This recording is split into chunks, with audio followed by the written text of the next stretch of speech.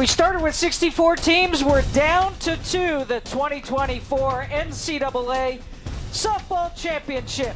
From Boomba Soldiers Creek Park, Longwood, Florida, it's UT Tyler taking on Western Washington. Game number 1, it'll be a best-of-3 series.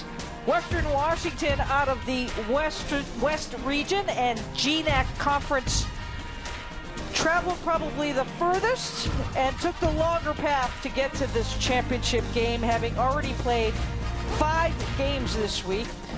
UT Tyler, South Central region, Lone Star Conference, the Highway Route, they have played just 3 games. Leah Secondo and the 3-time All-American and national champion in Barbara Jordan with you. And Barb, we look at these 2 teams, their paths to get here, the experience of UT Tyler being here, and the hungriness and the will to win for Western Washington. What can we expect in game number 1? It proves to be a very interesting matchup. And yes, we know that the Patriots have been here before.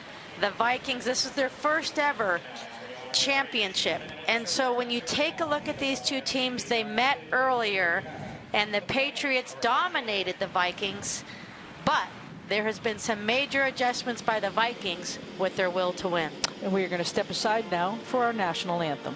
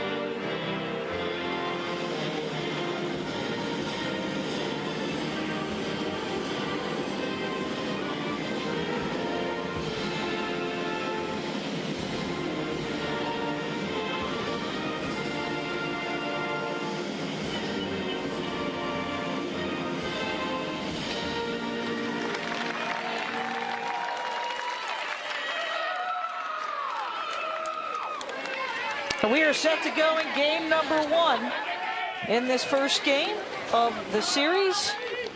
The Patriots of UT Tyler wearing their dark jerseys. They are the home team from game number 1, as selected as the upper seed coming into this week. The 8 teams that participated, and we congratulate the 6 that have left us at this point for making it down this road.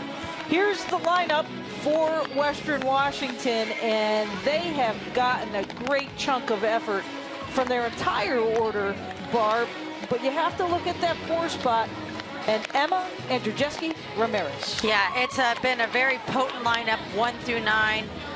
Emma Andrzejewski has done a fantastic job providing a big punch, batting .389 so far in this tournament.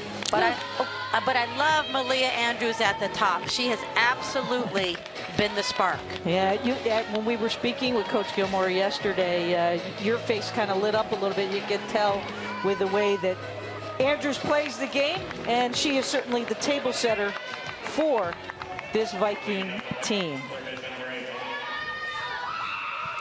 Getting the nod in the circle once again.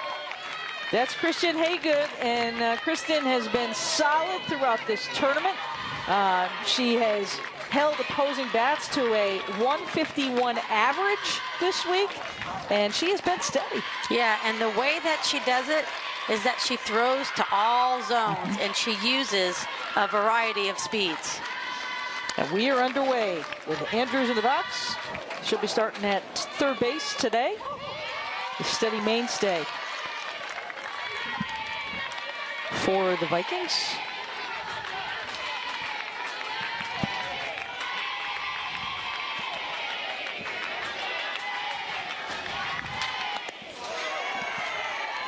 Outside corner, called a ball. Head coach Mike Reed said, hey, you know, you might see flashier pitchers warming up in bullpens, but he gives a lot of credit to his pitching staff because they stick to the plan. This time goes on the inside corner. 2-2, Barb. Andrews taking pitches. We don't see that often with her. A very aggressive leadoff batter. Haygood looks down, is ready to work. 2-2. Slaps this one. Price up with the play to first for the first out.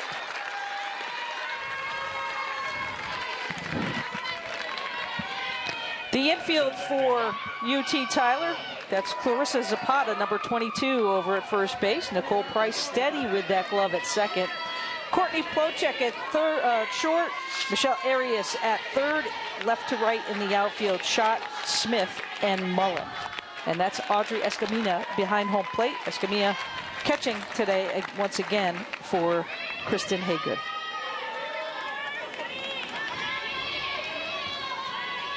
That brings up Connie Patoy. Patoy slaps this one up over the head of Price for the base hit.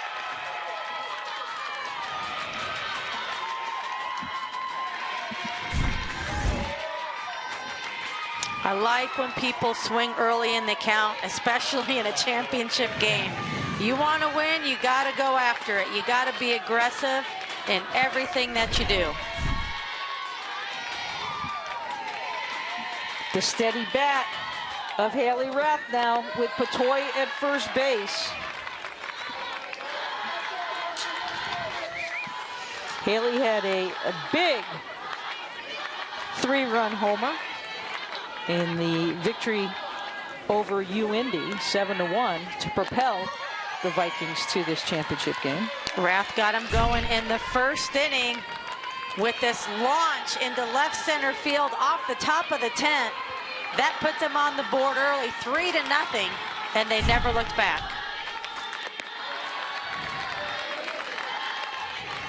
Gators out behind that fence were hungry for something, and I'm sure they enjoyed getting that softball. And here's Rath now with a 2-1 count facing Haygood here in the first.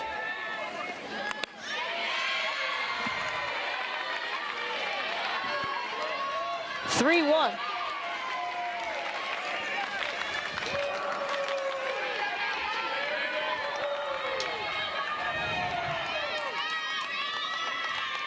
Haygood has gotten at least one hit in 4 of the 5 games. Haygood to second, they don't get the out. You see the arm out there at second base. And a great job in base running is Patoy on the errant throw, moves all the way to third. I like this, just a hard ground ball. Haygood just trying to get the lead runner. Plocek unable to make it. Really a routine throw, maybe a little bit low. Patoy all the way to third, Rath to second.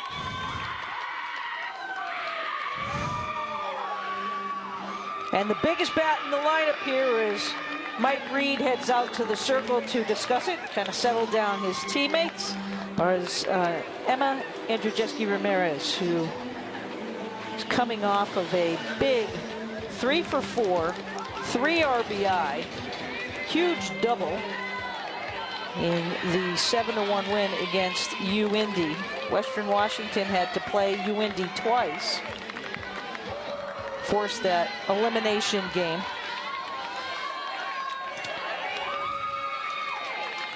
Beat them 2-1 in 12, and then 7-1. So runners on second and third here with 1 out. And Emma has shown us power, Barb, to that right side of the field as well. She covers the plate nicely. Yeah, we've seen her go extra bases to that right center gap. We've also seen her go deep, though, to the left center gap.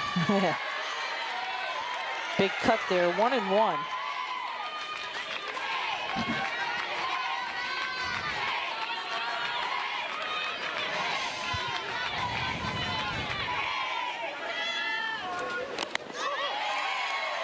Again, this is a best 2 out of 3. They'll play 1 today at noon, and then tomorrow at noontime, and then if necessary, roughly 2:30 30 minutes after the completion of that second game. Emma goes after it.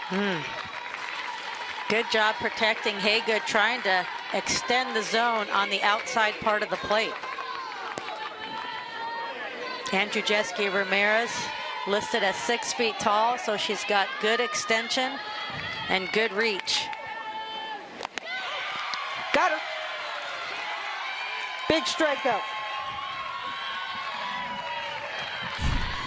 This is a real big pitch by Haygood early in the game, going up against this power hitter with this called strike 3.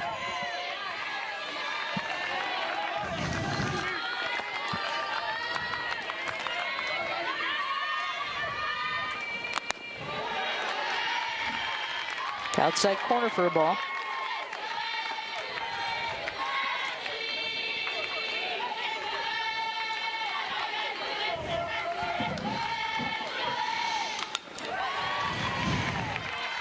We saw Western Washington regroup after their first game of the tournament where they lost 10-1 to UT Tyler. They have really, I don't want to say they have cruised through the losers bracket, but they have gained momentum with every victory since.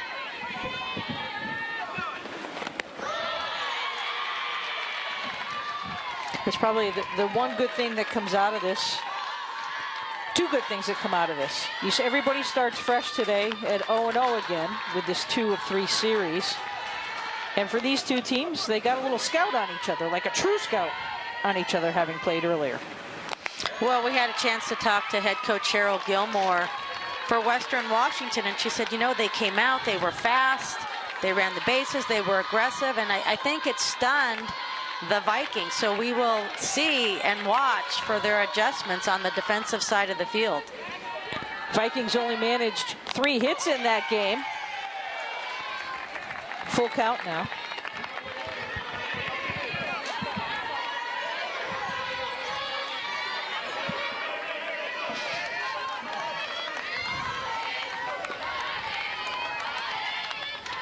Ashley Jacobson with one of those hits. Full count, chopper. Pochek over to first base for the out. And that ends the threat. No runs on 1 hit and 2 left. We've played a half inning, no score.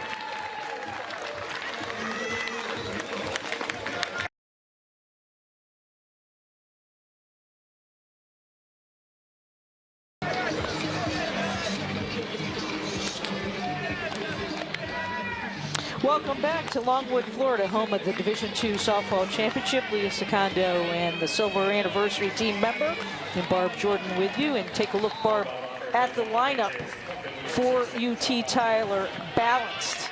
Balance, balance, balance, 1 through 9. Yeah, there's a lot going on here. It's filled with speed. I keep your eye on Courtney Plochek with her .455 average.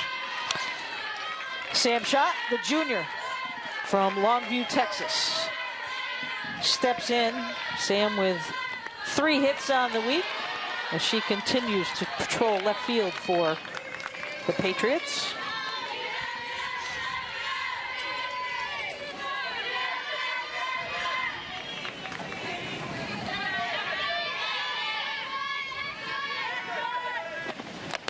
Path for the Patriots defeated Augustana 2-1. This Western Washington team 10-1. And Lenore Ryan, who made a great run the last few weeks of this season for sure. 5-2 the final there. 2-1. In the circle, Allie Kimball has been steady for the Vikings. She throws the ball in and out. She'll mix in a rise, mix in a change. Allie Kimball on the week, .53 earned run average, 26 innings pitched. The Viking staff only giving up 3 runs total in the last 3 games. And one of those games going 12 innings. Kimball has struck out 12 on the week. and ready to work here. 2-2 on that outside portion of the plate.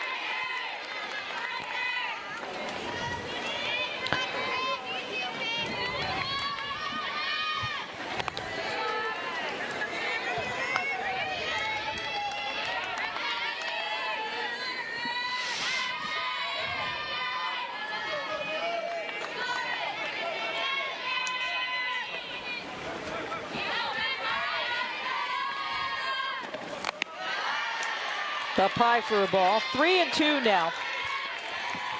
Last time a team out of the South Central region won a national championship, West Texas A&M won their second in 2021, going 3 games with a Cinderella Biola team.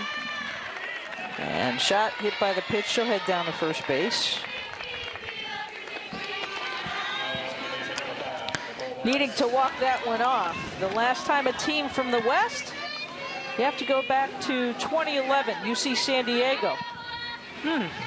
Taking care of Alabama Huntsville.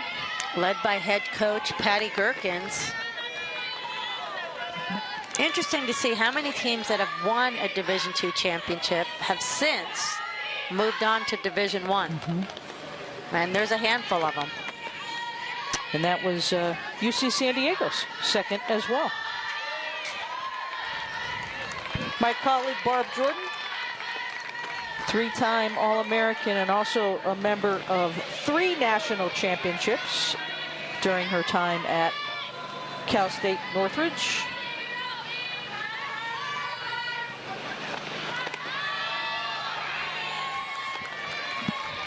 Nicole Price, who has been steady with that glove over at second base. Stepping in here, she has 3 hits this week.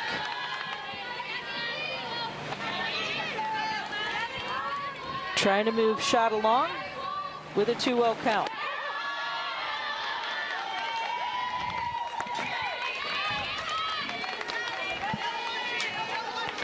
Price has an opportunity to do something extremely unique. The junior from Baytown, Texas, won a national championship with Rogers State back in 2022.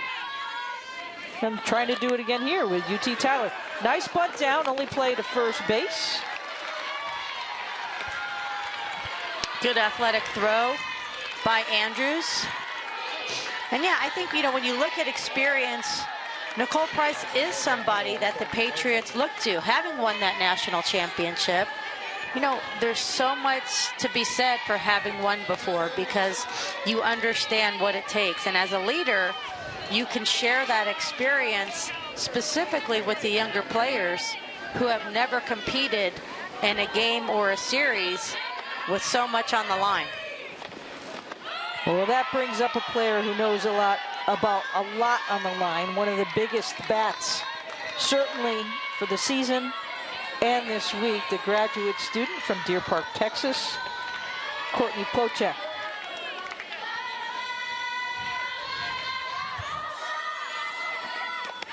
Big cut at it.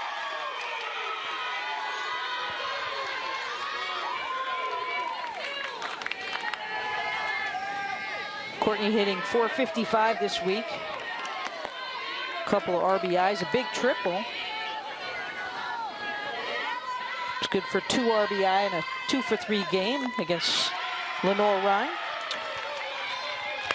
Nice job by Kimball, challenging her, going right at Plochek. We'll see if she can stretch the zone just a little bit here, being ahead in the count. 1-2. That's Sam Schott down at second base. Up high for a ball.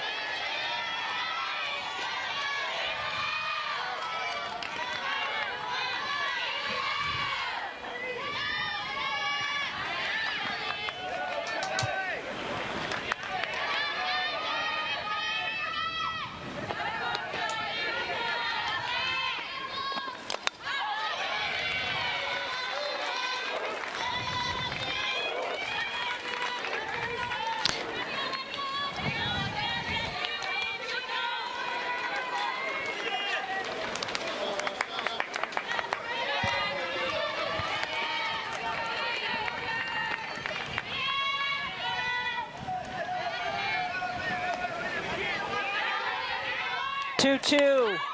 Right down the middle of the plate, popped up. Going back with a bead on it is Lexi Barkham with the out. Big pitch by Kimball, coming with the changeup. I'm going to tell you, Plocek just missed this ball, hitting it a long way out to left.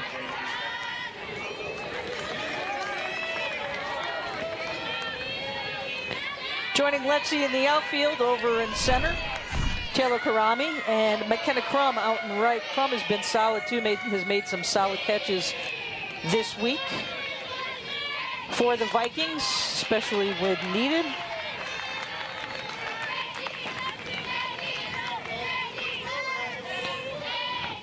Jacobson over at first, Connie Patoy at second, Haley Rath at short, and Malia Andrews at third in the infield for the Vikings. And Andrzejewski Ramirez behind the plate.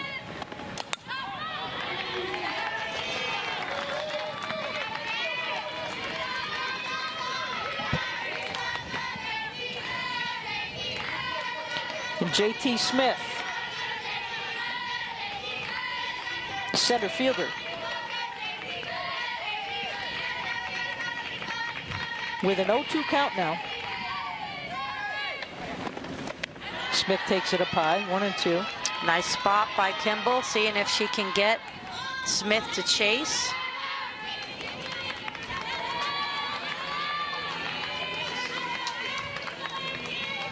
Richard Jr. from Decatur, Texas steps back in.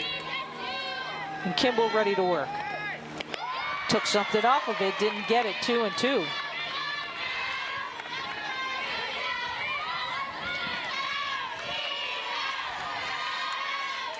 JT also with a triple this week, batting .333 with 3 hits. 2-2, 2 outs. Sam shot down at second. Oh, and a hitter. That's the second time this inning.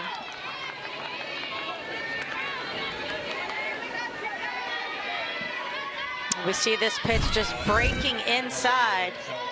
Get Smith right on that elbow guard. Ball clearly in the batter's box.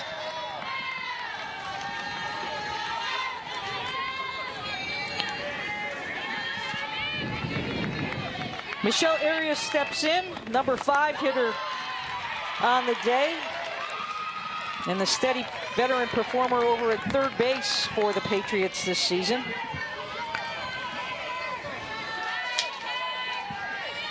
Three hits as well. Shot down at second, Smith at first, both hit by pitch. This one chopped down to third, the easy play for the out to Andrews to end the threat and the inning. No runs on no hits, 2 errors and 1 left. Check that, no errors and 2 left. And we finish 1, no score.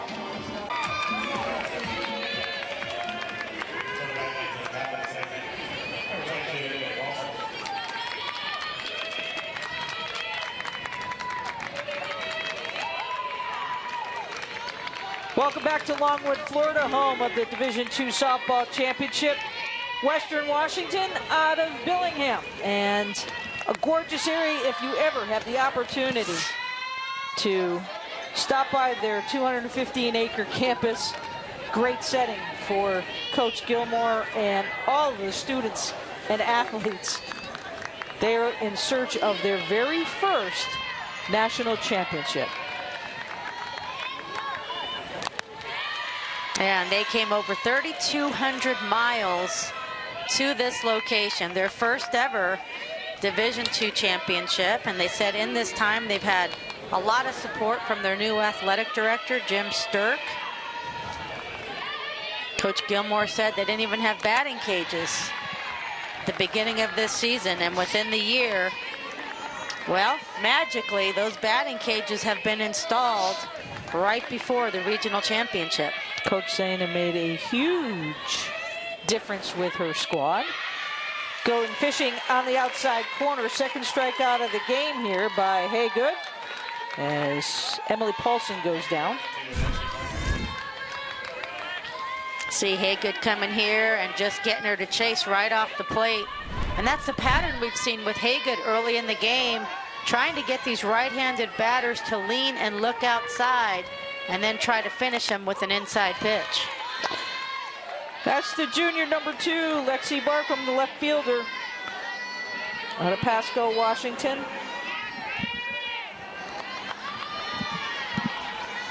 Lexi picked up her first 2 hits of championship week in a solid effort in that 7-hole, going 2 for 2 against UND in game number 5.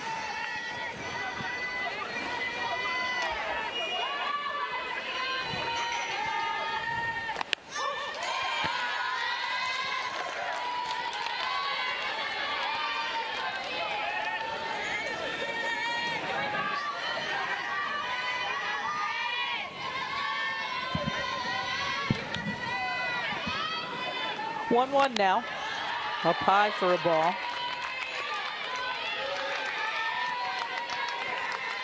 We talked about how far the Vikings have traveled. They are actually the first team from the GNAC to appear in the Division II championships. Cuts her inside, out of play. Coming off a amazing come from behind at the Super Regionals and the winner-take-all game. They were down by 6 runs after 4 innings. That was against Cal State Dominguez Hills, team that we saw in the finals in 2022 against Rogers State. Coach Gilmore said they came back, they won that game 7-6. She had to look over in the middle of the night at the trophy and say, did we just really do that? Malia Andrews with that big walk-off homer.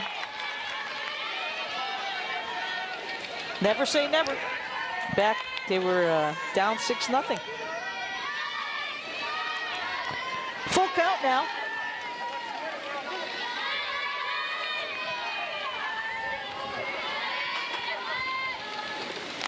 Barkham back.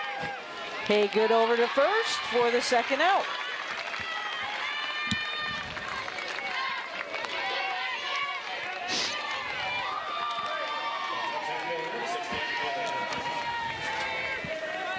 Well, it's a nice job thus far from the Vikings. They had some runners on, 2 runners on in the first inning, but they're doing a nice job making Haygood throw a lot of pitches. Up to 36 here in the middle of the second inning.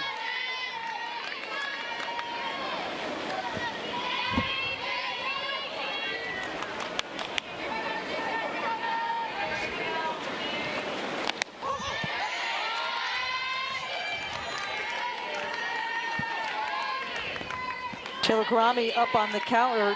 Check that, it's now 1-1. Senior being very patient in the box as well, trying to get a good look here on Haygood.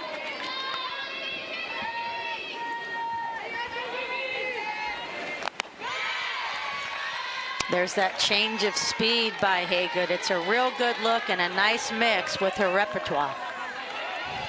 Taylor's had a hit in 4 of the 5 games played. The biggest one probably the single that broke open the tie and helped give Western Washington the 2-1 win in game 4 and forced that if game with UND.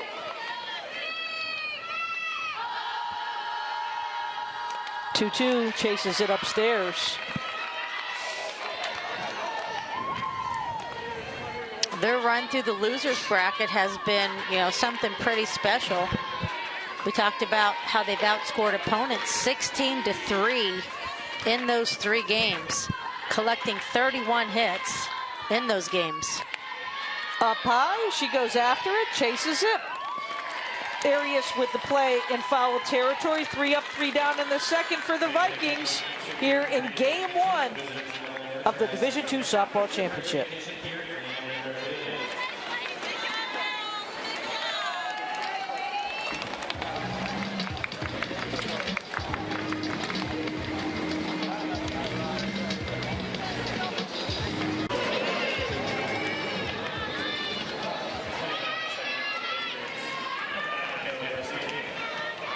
Welcome back as we head now to the bottom of the second inning. It'll be 6-7-8. Michaela Garcia, who has been the steady freshman bat out of Lubbock, Texas, for the Patriots this year, stepping in.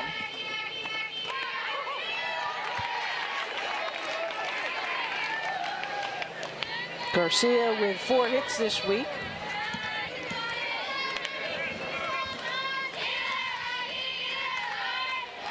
Was 1 for 2 with an RBI and 2 runs scored in the 10-1 win against Western Washington, and she slaps that one through.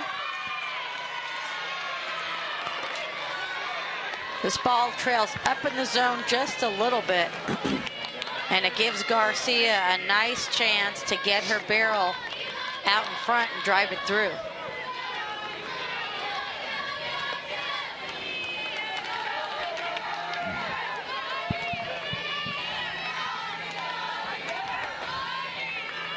The catcher, Audrey Escamilla, stepping in. She squares the bunt, gets it down. Only play to first. That moves Garcia up to second base.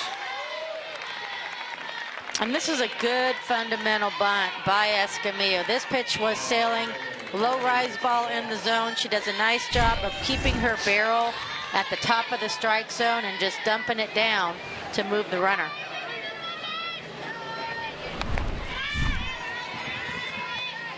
Cassidy Mullen, the right fielder, with 2 hits on the week. She was 1 for 4 in this last meeting with the Vikings. Takes a ball up high.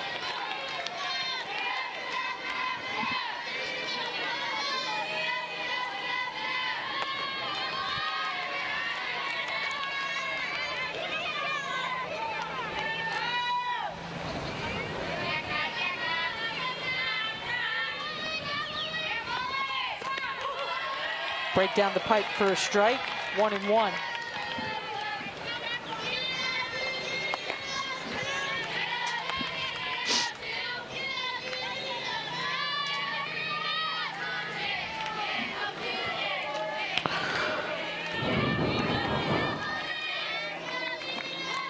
Chops it.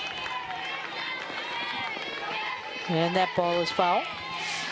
For Western Washington, making their way through the losers bracket, having played 5 games in this tournament, 2 just the other day against UIndy.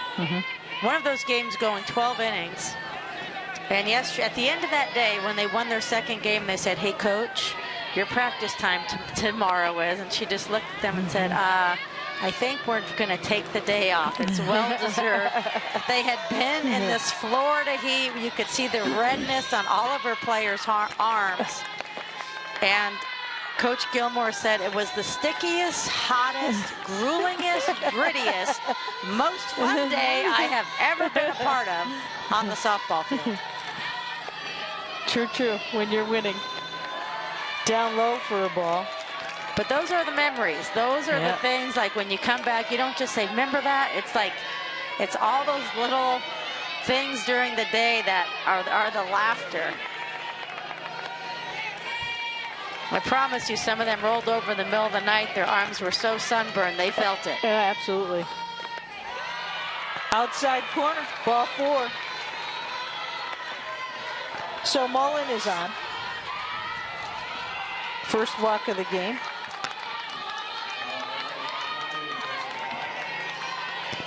Team had an opportunity yesterday. Instead of practicing, they decided to put their toes in the Atlantic Ocean. They went over towards the Cocoa Beach area, not too far. Going to try to see if anything was transpiring over at Cape Canaveral, which isn't too far from Longwood at all. I promise when their toes hit the water, they could not believe how warm it was compared to the Pacific Ocean on the West Coast. Yep. You're talking about a 15 to 20 degree difference in temperature. Clarissa Zapata has been spectacular this week. The first baseman with a hit in each of the 3 games. Went 2 for 3 with an RBI against Western Washington. Yeah, Zapata batting .500 in this tournament. Being careful here. Good waste pitch, 1-2.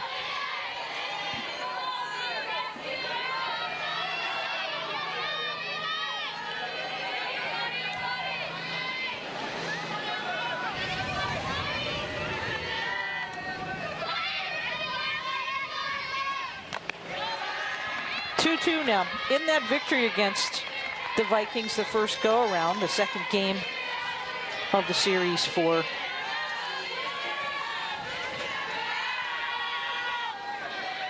the Patriots, every player, 8 of 9 players, got at least one hit. Outside corner, and suddenly, after getting ahead 0-2, it's a full count here with 1 out.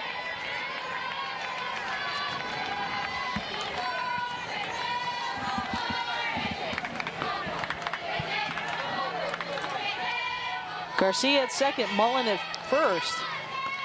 Down low, ball 4. Back-to-back walks by Kimball, very uncharacteristic. And suddenly the bases are loaded with the top of the order. And Sam shot up.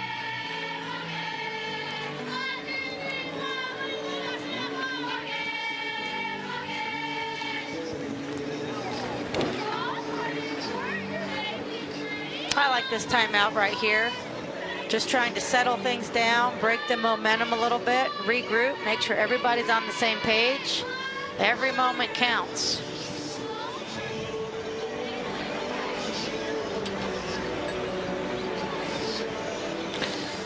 Shot one of 2 batters that has been hit by a pitch early in this game by Kimball.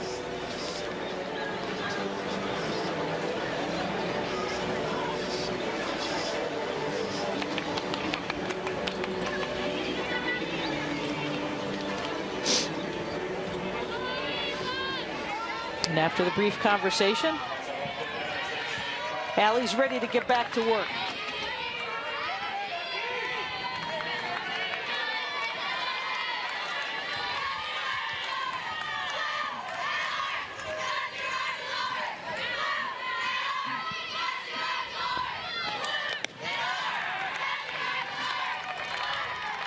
One and 0.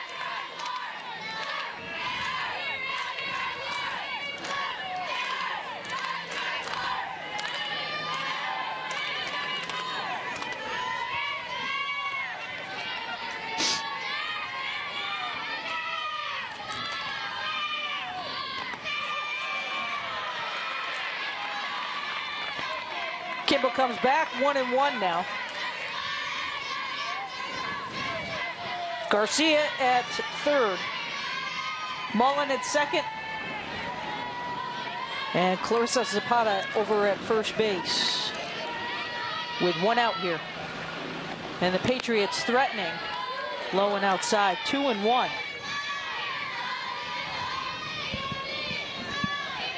Big pitch right here for Kimball. Definitely does not want to fall behind 3-1 with the bases loaded.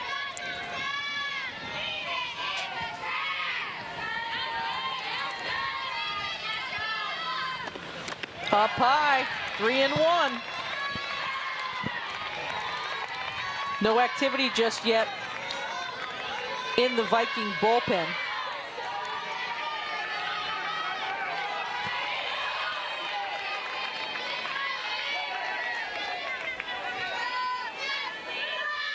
Kimball looking over for the sign. She's ready to go. Popped up to the right side. Good effort there by Patoy and Crum and Jacobson going back. That's a tough ball to get. Yeah, that ball has eyes. Nobody's going to get to that ball deep in foul territory behind the first base bag.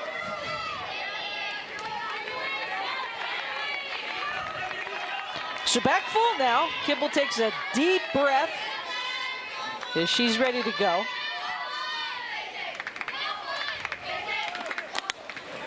Chopper, nice stop. They go home for the force. Nice play by Rath on the backhand.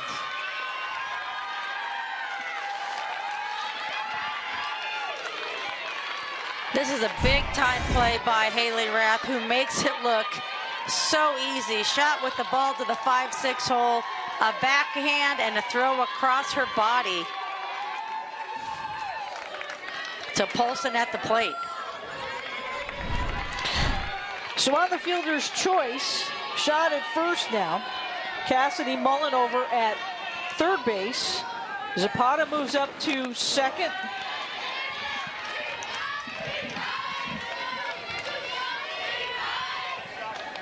And Nicole Price standing in with a 1-0 count. She sacrificed her first time up.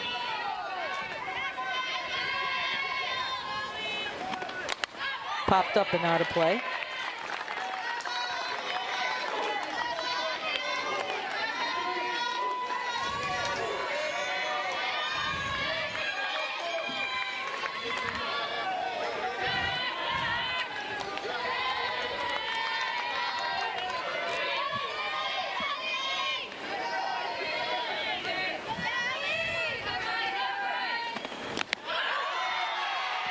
Called strike, 1 and 2. Nice job by Kimball. Great job. You want to try to get ahead, especially with the bases loaded. Put a little bit of pressure on the hitter. Try to stretch the zone. Not allow them to get a good piece of the barrel on the ball. Might have got caught up a little bit in her hand on the release.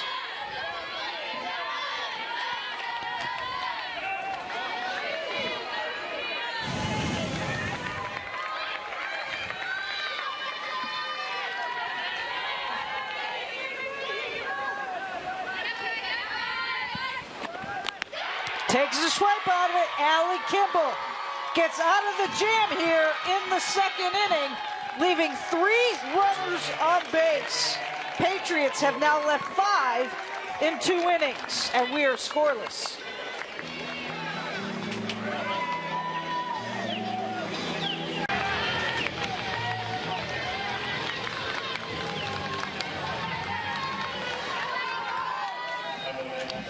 Welcome back to Longwood, Florida, and a great job by Allie Kimball as she tries to find the shade there in the dugout bar by getting out of that jam, consecutive innings, and kind of just taking everything on her own shoulders there.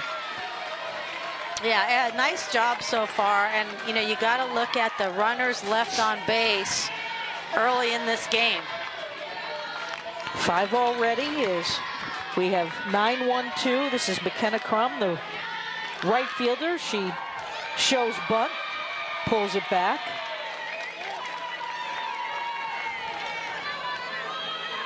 Crum has hit the ball hard. She went hit that last game that has propelled the Vikings to this championship, but hit the ball hard all 4 times.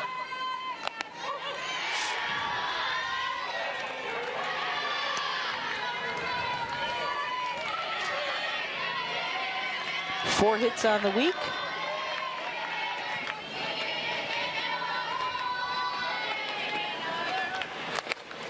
Got handcuffed inside a little bit. That one's foul.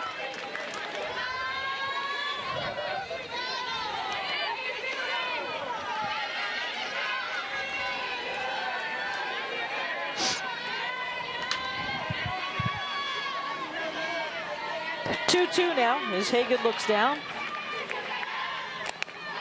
Right back to the box, over to 1 for the out. Nice job by Haygood going to the outside part of the plate, getting Crum to pull it back up the middle, right back at her. That brings up the top of the order, and Malia Andrews, she bounced sharply to Price at second her first time up. Takes that first pitch and gathered in by Nicole Price.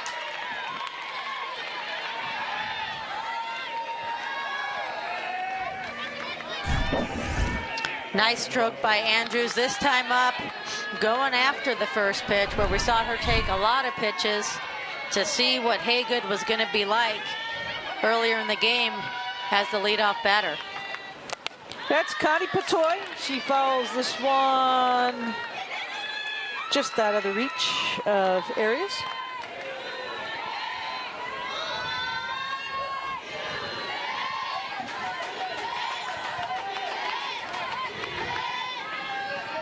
Patoy, the lone hit of the game thus far.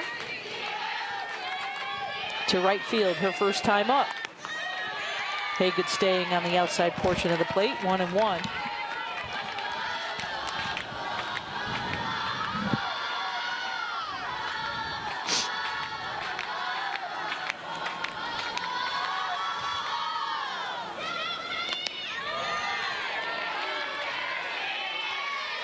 Escamilla trying to hold on to it and settle it a little bit longer.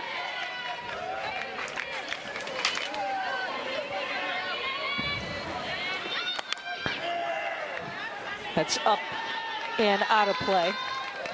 It is routine for the Patriots, even on balls that are out of play. You may notice when they're at bat, they'll run things out. And with foul balls, they'll show that sliding effort on a what-if moment. On a what-if moment. So if you're wondering what that is, that was a team decision as Plavchik goes back on the play. 3 up, 3 down here in the top of the third. We are scoreless in championship game number 1.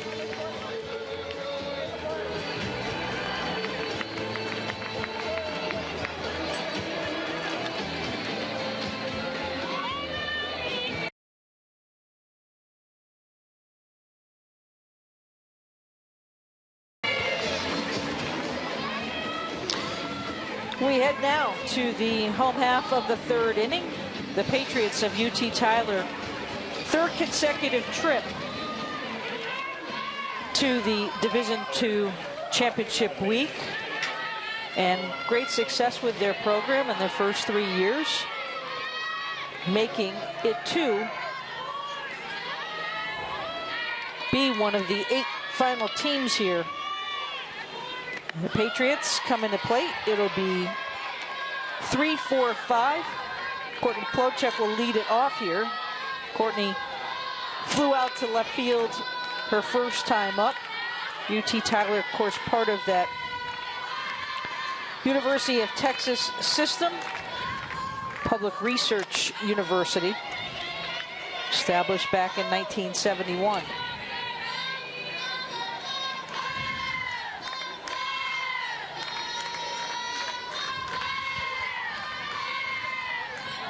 One count.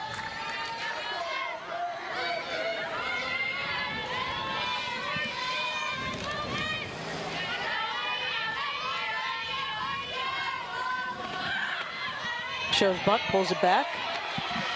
We had a chance to talk to head coach Mike Reed for UT Tyler, and we said, you know, what is your message to the team? And his response was, think about all the players you've ever played with, dating back to when you were like 18U, 10U. Where are those players now? How many of them have ever made it to a national championship? And I think there's a lot of truth in that. That's like a proud moment as you reflect on an athlete, because the percentages of playing in a national championship at the collegiate level are about 1%. Right. My colleagues had that opportunity multiple times, as this one is popped up and out of play. And Barb, you know, having that chance and being in a very select group of Division II athletes, you know, what was your biggest take, you know, now reflecting back on the, not in the moment, but now reflecting back on it? Well, I think you always have to give credit, you know, to your leader, to the head coach. Our head coach back then was Gary Torgeson, who ended up becoming inducted into the NCAA Hall of Fame. You have to have a leader that sets the tone, that reminds you of the standards and drives you every day and sets goals that are realistic, and somebody that pushes you, you know, whoever that might be. And we definitely had that as a program. You saw Northridge compete in 4 consecutive national championships between '82 and '87.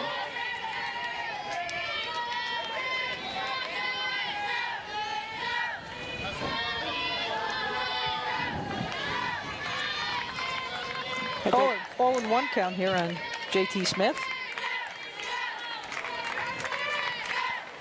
Plocek over at first base. And that one out of play. I did my math wrong on that. 82 to 87 is 5 years. So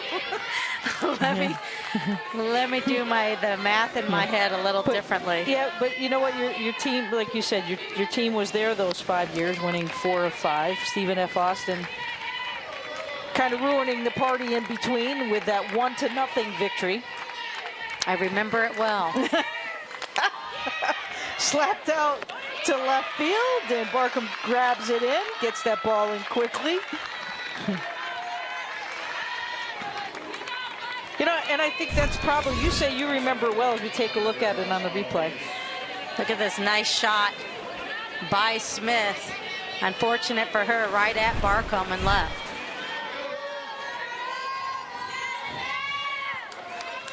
Plocek goes back to first base.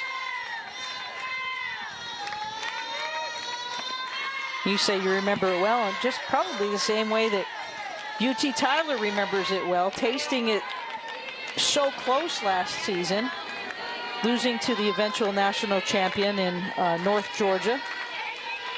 Yeah, there's a lot of lessons to be learned, whether you win or lose at this level. And when you lose and you come up just short, you have to learn from those lessons. North Georgia would then go on to play Grand Valley State, swept them in 2 for the national, or 3 actually, in the national championship last year. Best 2 out of 3 as well, 7-3 and 3-0.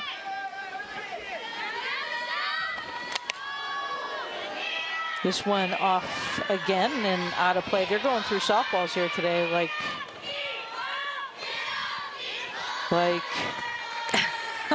something. Nobody's business. Yeah. They'll roughly go through 16 to 24 dozen softballs during championship week without a problem. And some of them in the park setting, certainly at Soldiers Creek Park, it's like a golf ball on a golf course. You just want to let lie, as there's some water around there, and it is gator mating season, and they're rearing their heads right now. So just let the gator have it and move on. Yeah, you got to be careful which home run balls you choose to chase.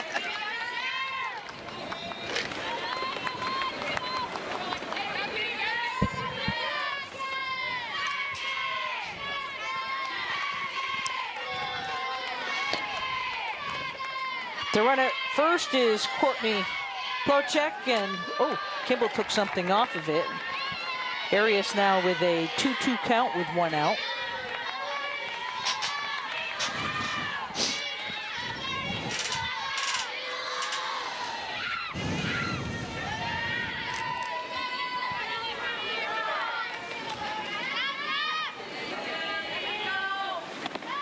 Right there, Arias pops it up, but it's out of play.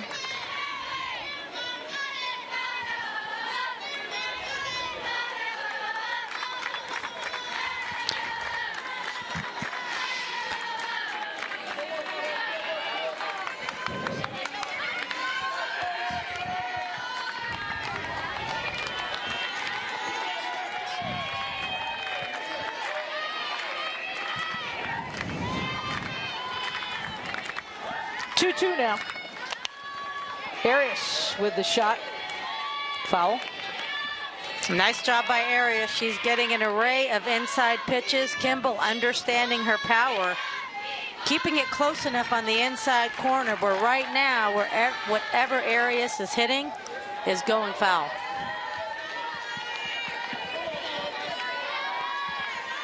And when you consistently throw somebody inside, and they pull it, a great pitch to come back with is a change of speed. 2-2 now on that outside portion of the plate. The fight continues.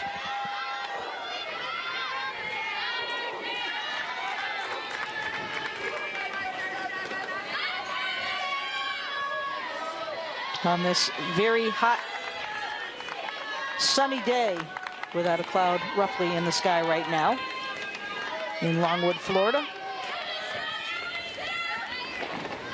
Outside corner, full count.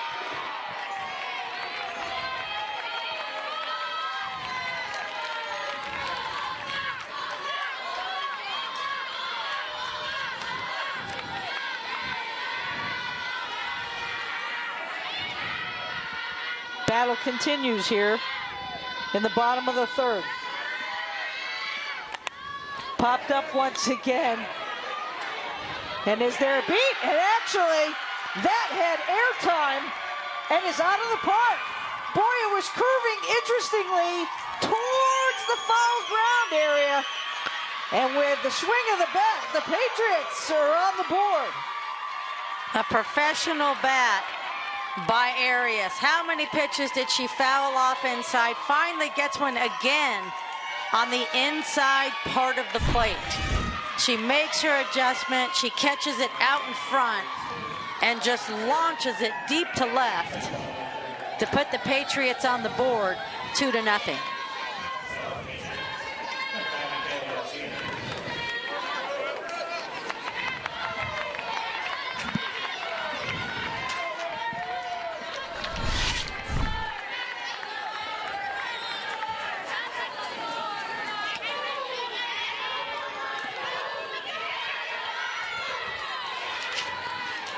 That brings up Michaela Garcia. Garcia singled her last time up.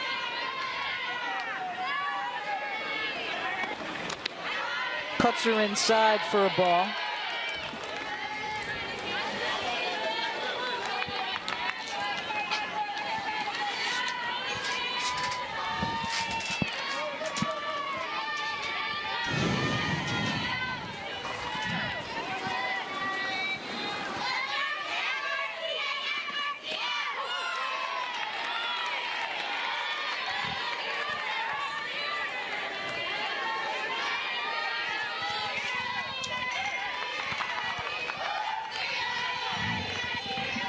One count now on Garcia.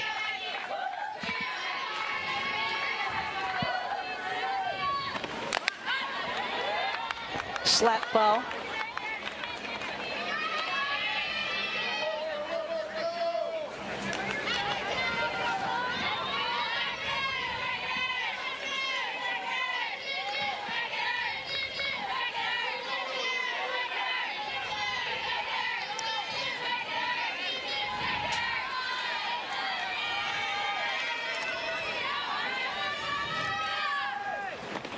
Down low, 2-2.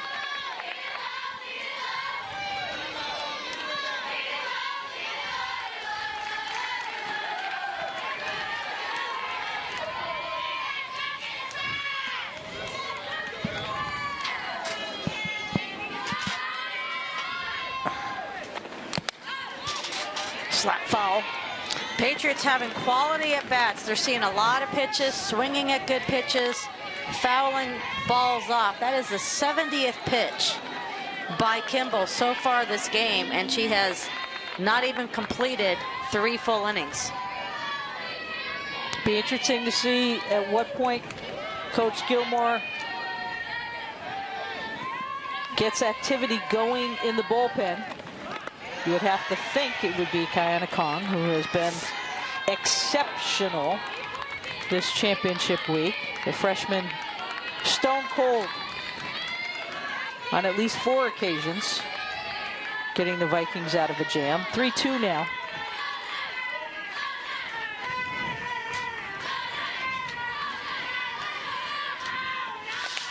Slaps this one out to left field. Barkham with the play for the second out.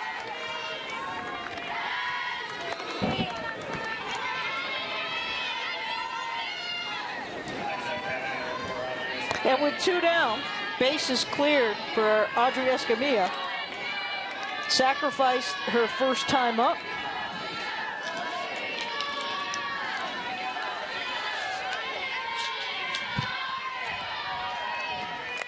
Catcher goes after that first pitch.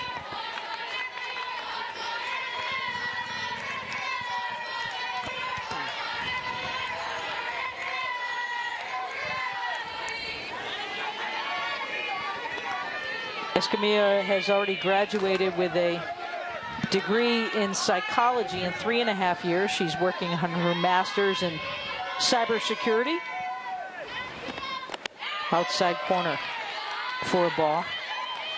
Cybersecurity, I think she'll have a job for a long time coming.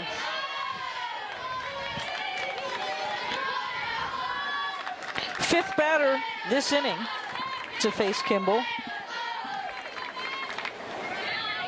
In this best 2 out of 3 series for a national championship.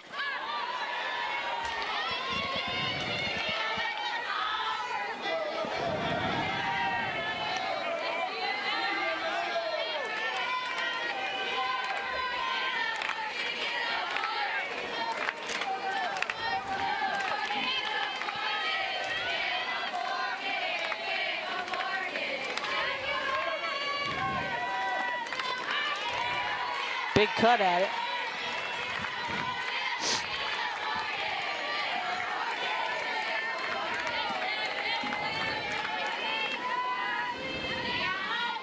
One and two, 2 down.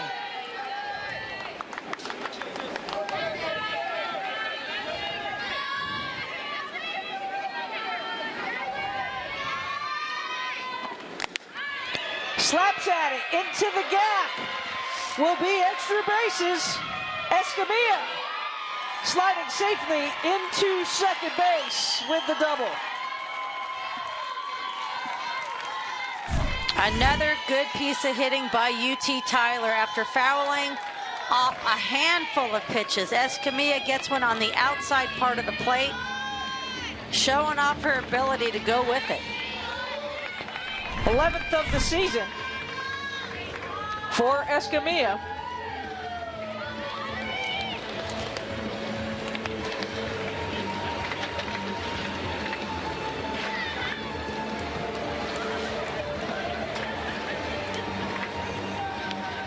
$80 total pitches for Kimball early in this game.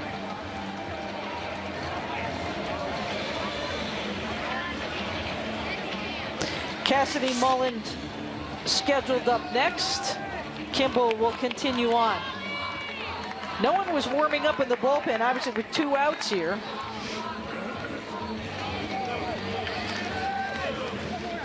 Yeah, and a lot of times, especially in weather like this, I'm sure that Kayana Kong loosened up some pregame. In this weather, you know, you want to stay out of the heat. Kimball has been throwing well, although she's thrown a lot of pitches, but has ran into a little bit of a traffic jam here in the 3rd. Angelique Rangel will go out to run at second base now for Escamilla. The redshirt sophomore from Mercedes, Texas, getting into the action here early as a pinch runner.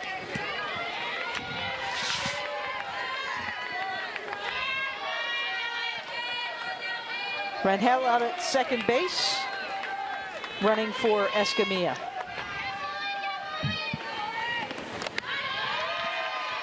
Big cut by Cassidy Mullen. Mullen had walked her last time up.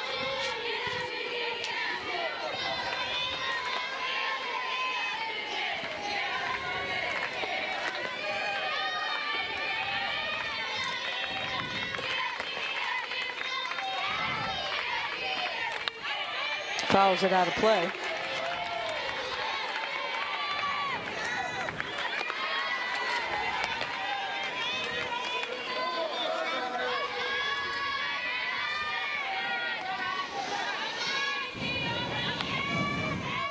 Oh, and 2 now after the lengthy conversation in the circle with 2 down. Swipes at it, center field, and right there for the play is Karami to end the inning, but some damage done. Michelle Arias giving the Patriots a 2-0 lead.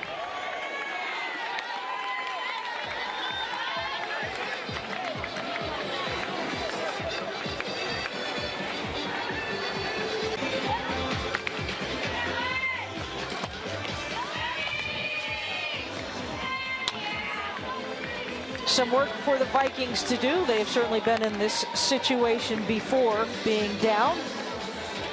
It's been part of their resume running through the West region to get to today's point.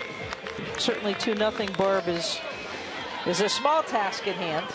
Yeah, especially if you are the Vikings, because they are known for their comebacks. And when their back's against the wall, like at Super Regionals, down 6-0 in the bottom of the fourth, they still found a way to come back and win. Haley Rath stepping in. Rath reaching base on a fielder's choice her first time up. It'll be 3-4-5. Andrzejewski, Ramirez, and Jacobson waiting in the wings.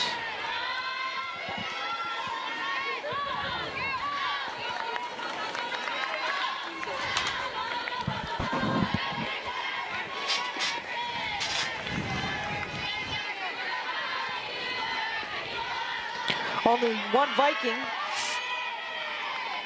and that was Connie Patoy, has gotten on base with a base hit. Otherwise, Haygood has kept the Viking bats in check here early. They are just 1 for 11 at this point.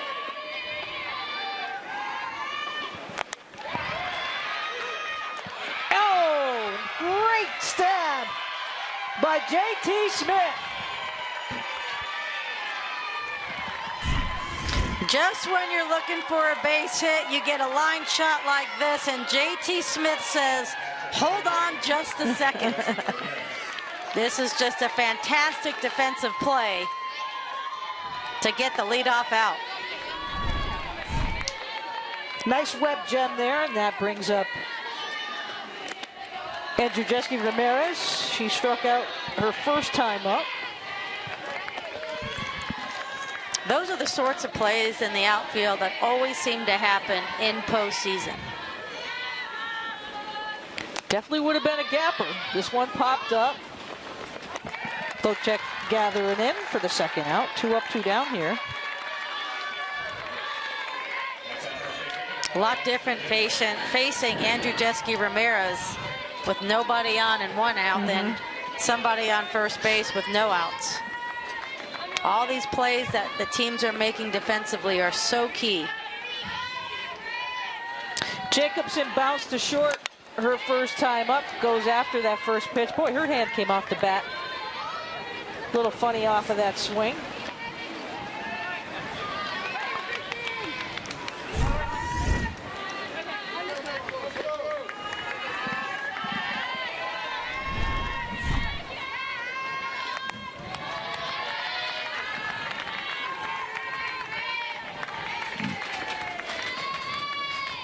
One count here.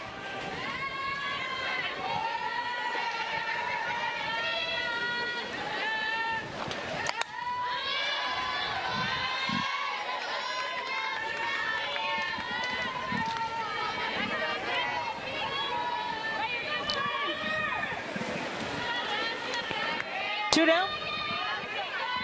Jacobson back in, 1-2. Outside. See Escamilla shaking her head. Good spot.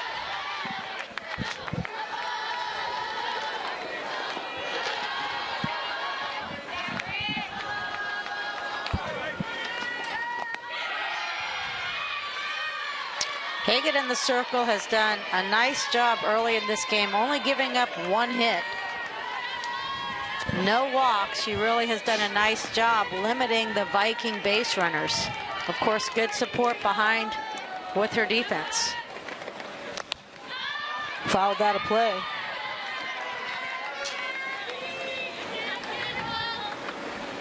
And the difference in that is when you compare starting pitchers, Kimball for Western Washington has thrown 83 pitches, so she's thrown 23 more pitches than Haygood.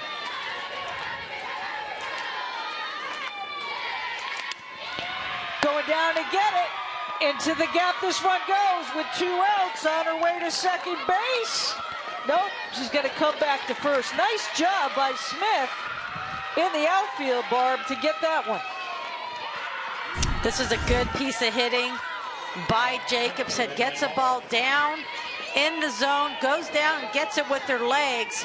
drives it to the gap. I love the play off the wall by J.T. Smith, holding Jacobson to a real long single.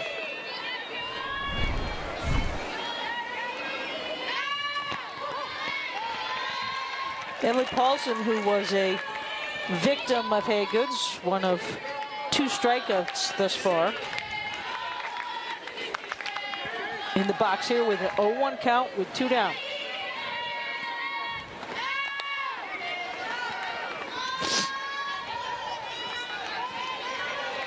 Just the second hit on the afternoon for the Vikings, although we have seen some of their hitters hit the ball hard.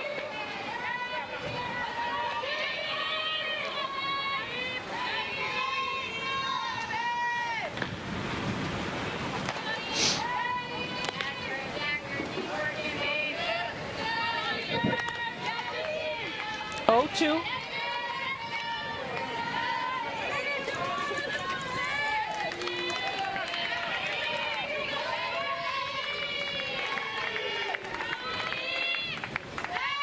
Up high, 1 and 2. Good discipline by Paulson, not chasing that ball, that low rise, just carrying through the zone and out of the zone.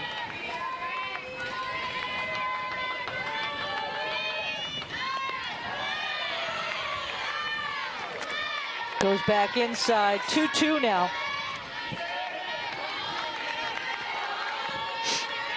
You can see Escamilla saying just kind of bring it in just a little bit. Easier said than done. Foul tip back.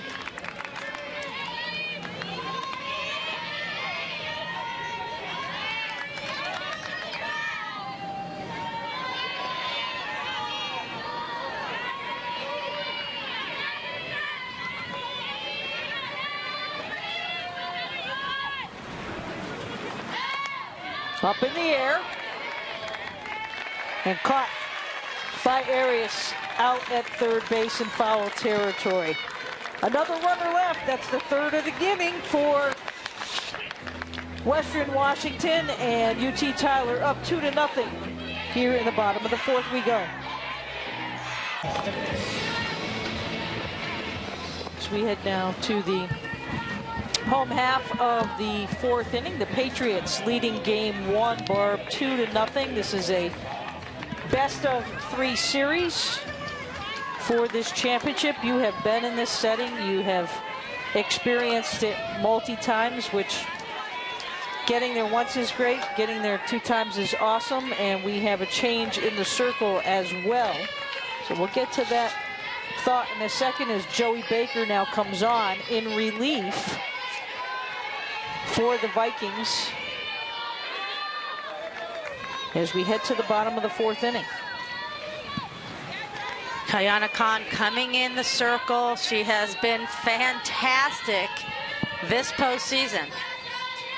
I'm sorry, this is Joey Baker coming in with 145 innings pitched so far this season. Has a lot of experience, 30 starts on the year. Watch for her rise ball, which she throws with the best speed.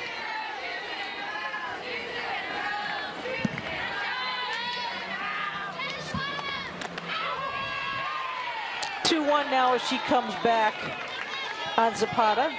Clarissa walked her last time up.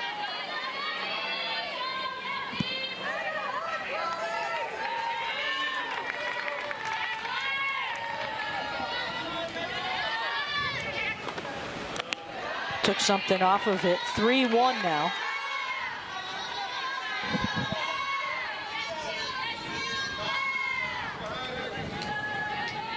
Baker has given up 3 hits this week, 5 runs, a walk, and no strikeouts. And a leadoff walk here to Zapata, who has now walked twice in the ballgame. We head back up to the top of the order. Sam Schott, who has reached base on a fielder's choice and was hit by a pitch in the first.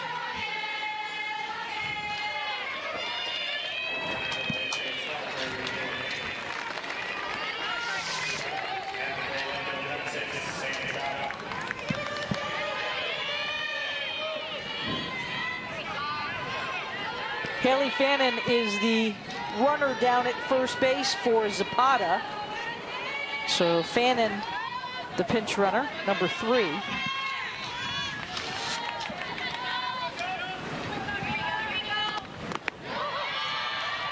And Schott takes a called strike.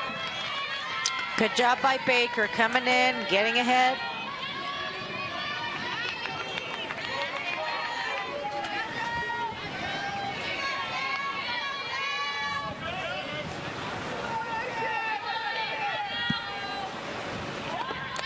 Squares the butt, popped it up, nice grab. Charging was Jacobson to make the play.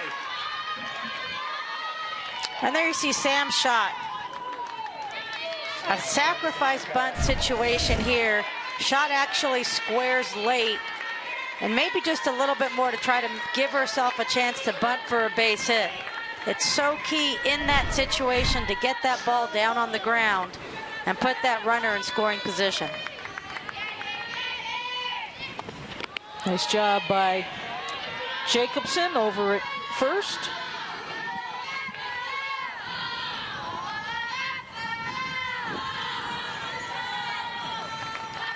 So with one down now, Nicole Price, who has struck out and sacrificed. On the corner, didn't get it. 2-0.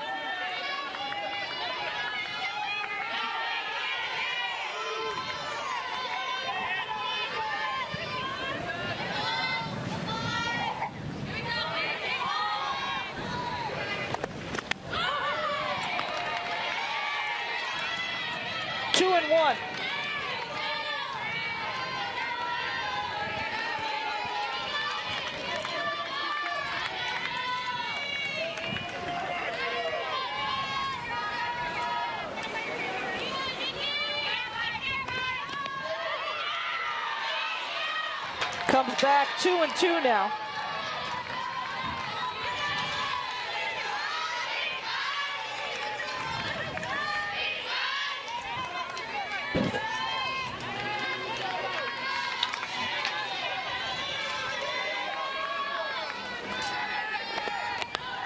Down low for a ball.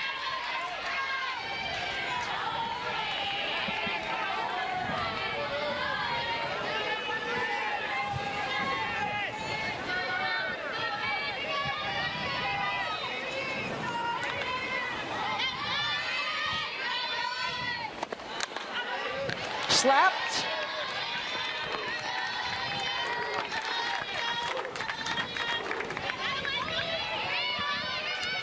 So we'll do it again. And this is a good pitch and a good time for Fannin to go on the pitch.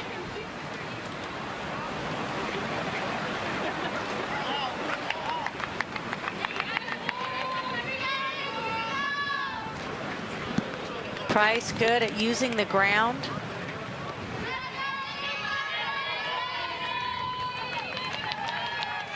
Full count now on Price as she's ready to step back in the box with one out.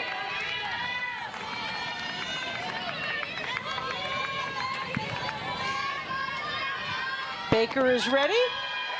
Chopped down to third. They go to second for one, over to first. And she is safe at first base. Nice job defensively by Malia Andrews. Going after that lead runner, keeping another UT Tyler player off of scoring position. So Price now at first base with 2 down. Plojek, who had walked and flown out her first time up, steps in here with 2 down.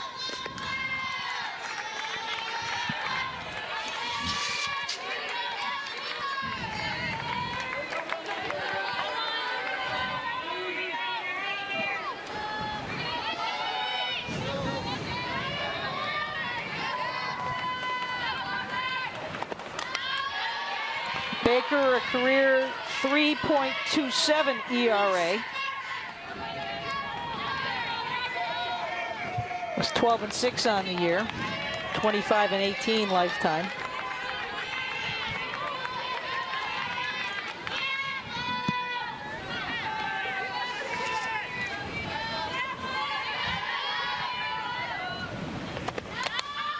Plocek with that big kick and caught in foul territory. Nicely played by Barkham to end the inning. UT Tyler leads it 2-0 after 4.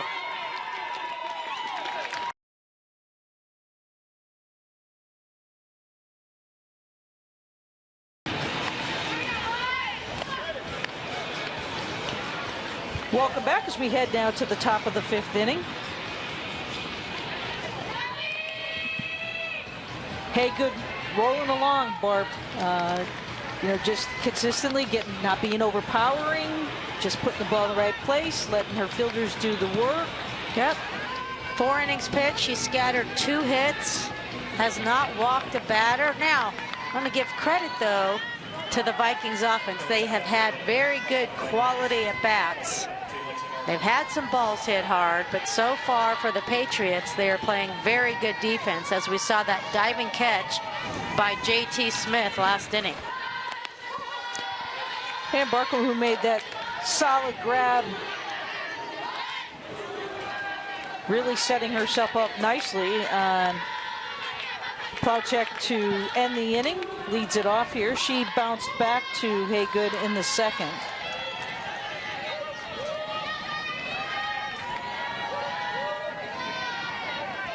We spent some time, had a great opportunity to speak with both coaches yesterday, Barb, and ball down low, 1-1. And Coach Gilmore telling us about all the fun antics that her team has provided her this season. She says it hasn't really felt like work too much because they're just great young ladies to be around. She can't be around them enough. Yeah, she says they are a lot of fun, and you gotta like that. Every team has a different personality, and sometimes you just find a team with something special, which is why you see them here in the Division II championship. Ball just popped over the infield for the leadoff hit.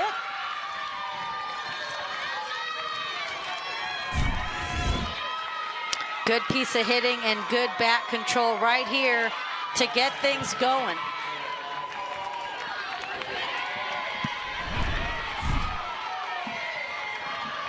Just the 3rd hit of the game for the Vikings.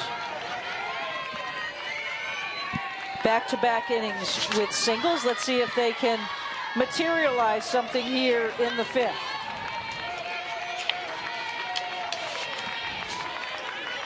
Taylor Karami, who has stepped up in big moments this weekend at the plate.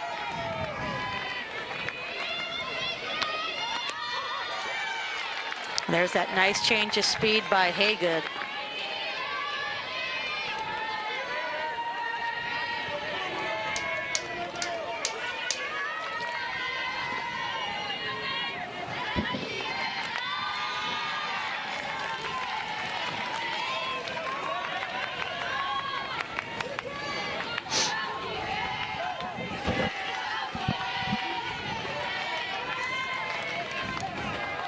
Buchanan Crum on deck. And then the top of the order for Western Washington. Called strike 3, Frozer. Karami didn't like it, but this is a great pitch with 2 strikes, catching the corner. 3rd strikeout of the game. Crum bounced back to Haygood in the 3rd.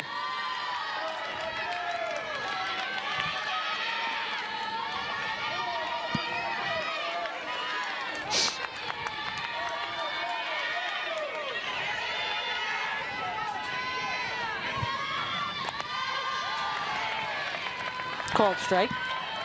Head coach Cheryl Gilmore was telling us she's received a lot of support from everybody back home, including alum who took a red eye, some of them out to be with the team for the finals.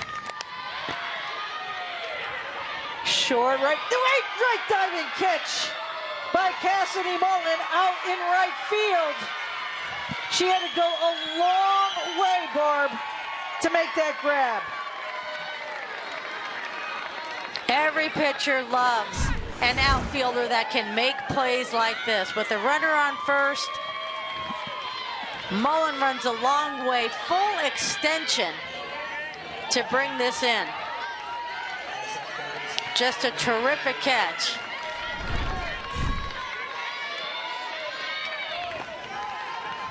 And that takes the wind out of your sail when you're on offense just a little bit.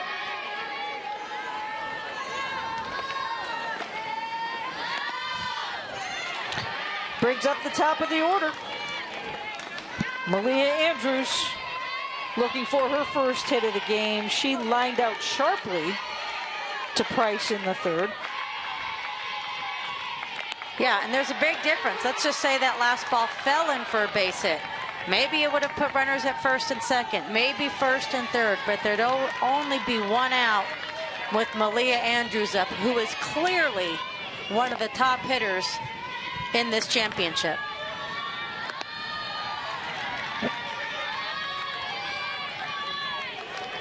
Two 2-1 now.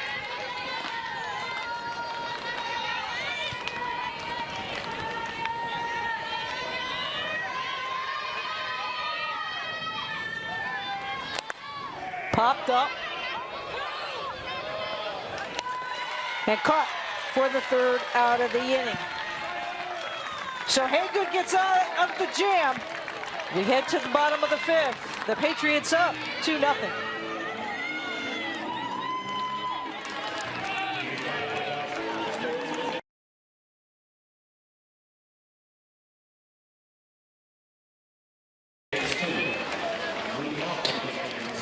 We head now to the home half of the fifth inning. It will be 4, 5, 6. Smith, Arias, and Garcia scheduled up to face Joey Baker.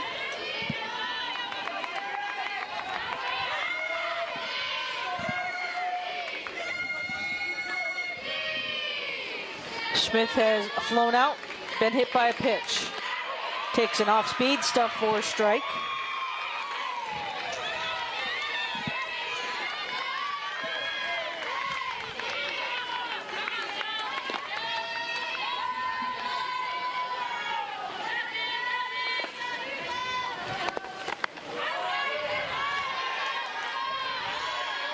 One and one now.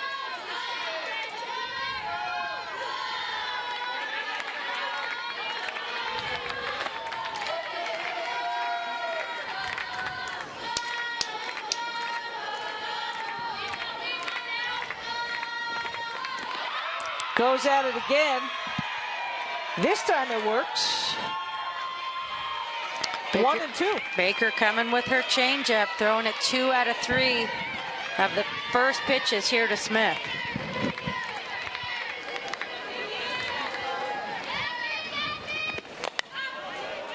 Goes up high and it's out of play.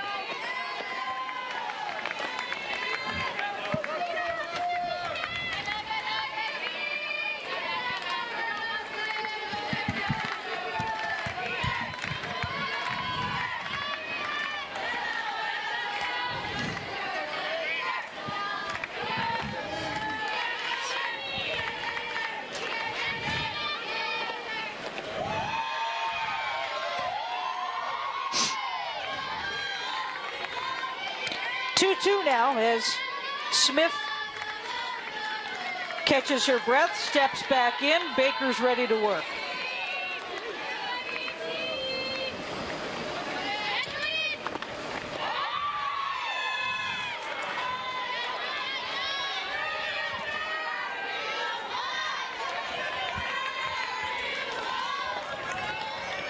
Full count.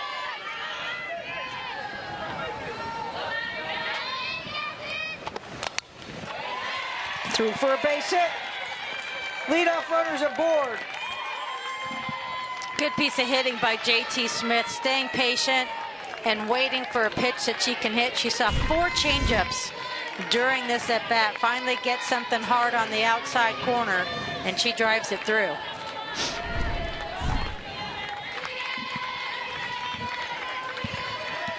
So Smith out at first base. And that brings up Michelle Arias. Lays down the bunt this time. Only play to first. And look out, going to third base. She's safe. Tempting to go home now. The play at the plate is an errant throw. An insurance run with hustle from J.T. Smith.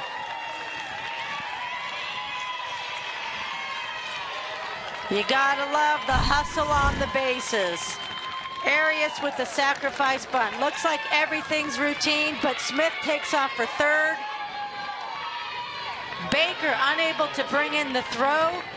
I'm sorry, Malia Andrews unable to bring in the throw at third. The ball scoots away, and Smith exhaustively cruises into home.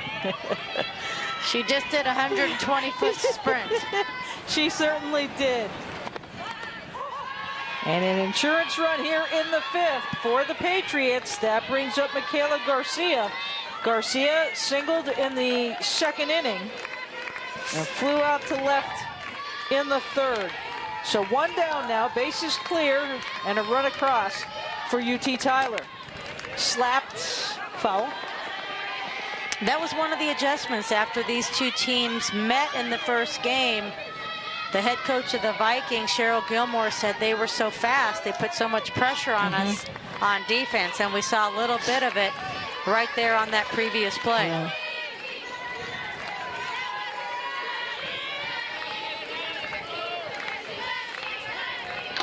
Yeah. Coach Gilmore definitely saying that about her experience against Wilmington in that first game too, talking about how fast Wilmington was. And yeah, she said they were definitely one of the fastest teams they have played.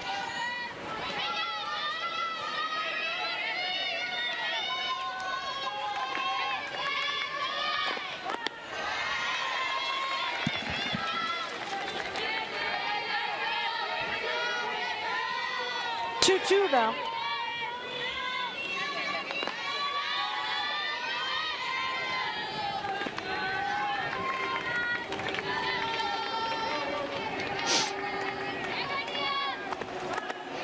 Up high for a ball.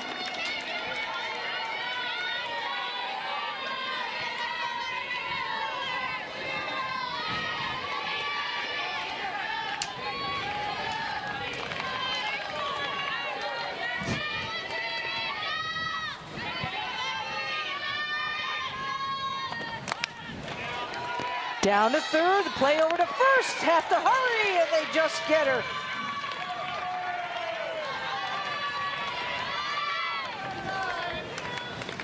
Good speed by Garcia. Slow roller over to Andrews. Andrews with a gun for an arm. And still, Garcia almost beats that out. They want to take a look at it here. We're going to have our first video review of the game. On the out called at first base. Mike Reed calling for it.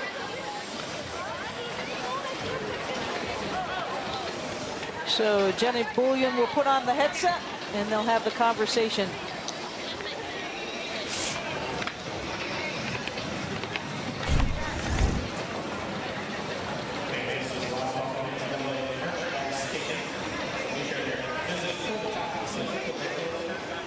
I think Jacobson, yeah, secures this ball. Looks to me like the throw beats her. Nice pick in the dirt. Yeah.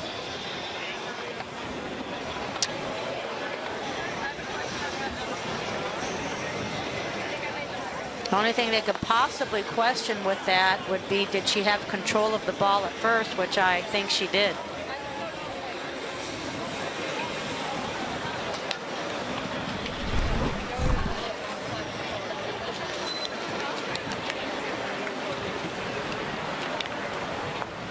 Decision has been made.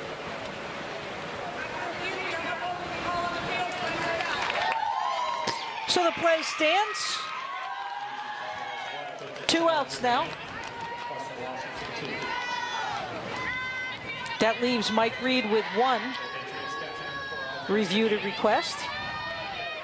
And that brings up Audrey Escamilla here. Escamilla doubled her last time up. Had a sacrifice back in the second. And 2 down.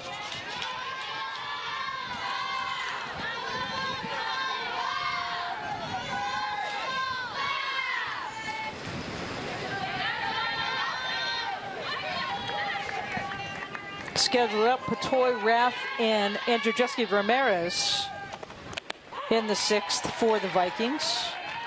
Be 2, 3, 4.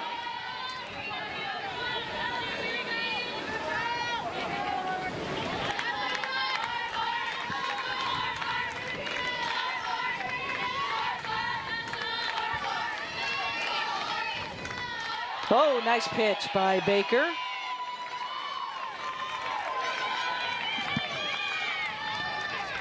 One, 2 now.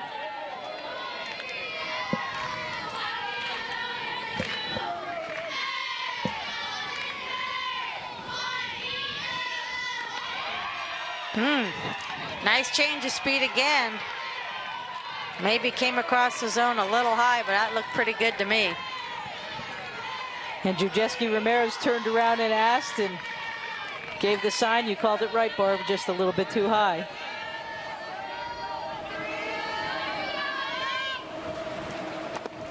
Goes at her inside. 2-2 as that one goes out of play.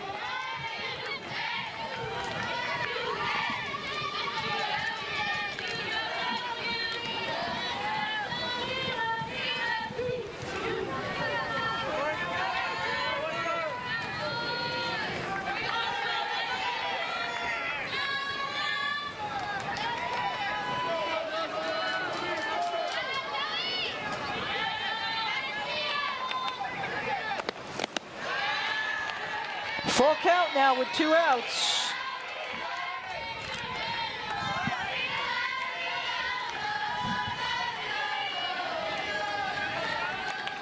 Bases clear with a run across here in the 5th. Ball floor. First walk given up, or check that, second walk given up by Baker.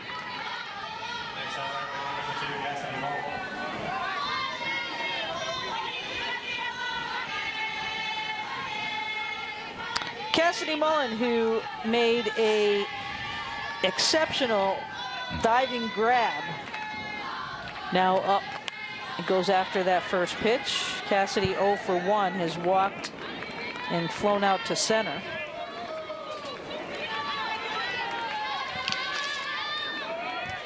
Mullen with that catch, stopping the leadoff batter from getting on last inning for the Vikings. And the inning before that, we saw J.T. Smith do the same thing. Big cut at it. 0-2 now.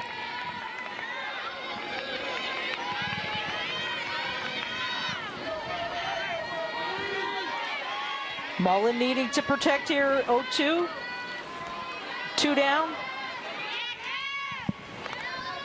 And Escamilla at first.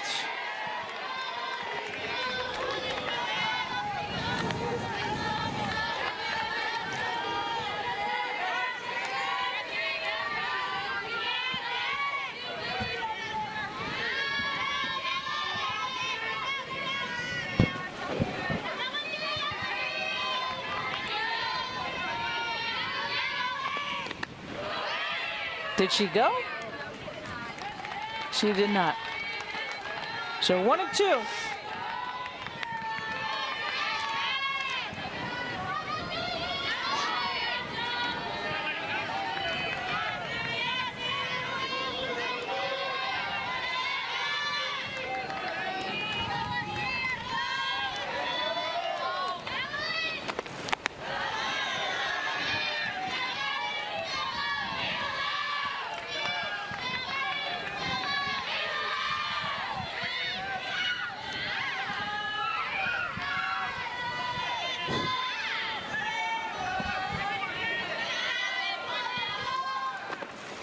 2-2 pitch. She took something off of it.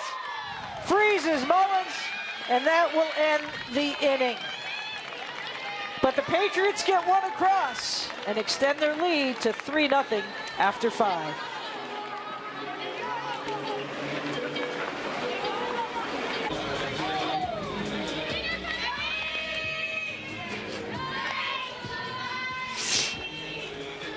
Welcome back as we move now to the top of the 6th inning. The Vikings down to 6 outs here for game number 1, Barb. Best 2 out of 3. We will only play 1 game today. And they have a solid part of their order coming up that's done damage this week.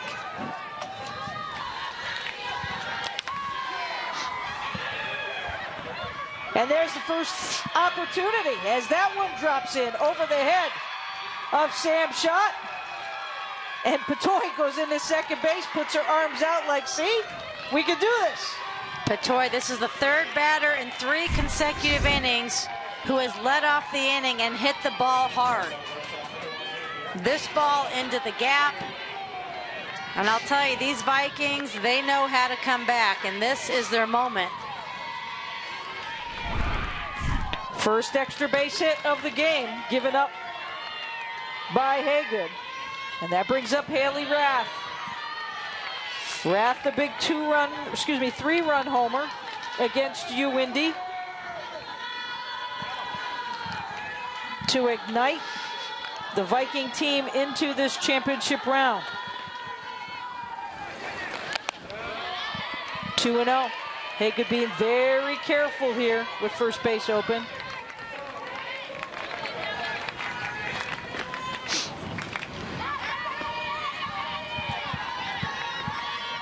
Patoy checking the outfield for depth. And this is the power of the lineup. If you are the Vikings, that you want up at this point in the game.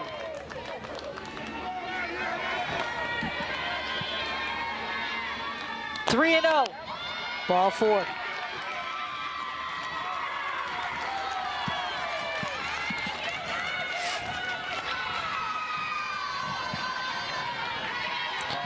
Two runners aboard here with Patoy and Rath. And Emma and Andrzejewski Ramirez scheduled up here as a conference had now by the Patriots and Mike Reed. Let's take a look earlier in this tournament of the power of Andrzejewski Ramirez. And you don't think she likes this? She loves it, as that was the exclamation point on their offense. First this week in this tournament. In a number of departments for this team, and she has certainly led the way. That was a big home run in a 3-for-4 effort against UIndy. She had 3 RBI in that game. Had a homer back in the Auburn-Montgomery game. Good for 2 RBI, 7-1 win. The only game that she did not have a hit was against UT Tyler.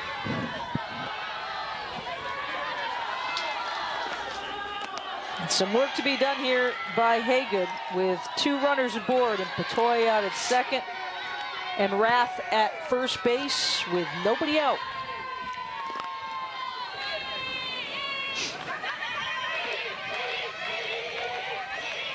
Goes on that outside part of the plate. Barb, she has shown power to all areas of the field. If I'm Haygood now, where am I trying to pitch her? Well, Haygood to the righty specifically tries to throw the ball outside, get these right-handed batters leaning, and then tries to bust it to the inside part of the plate.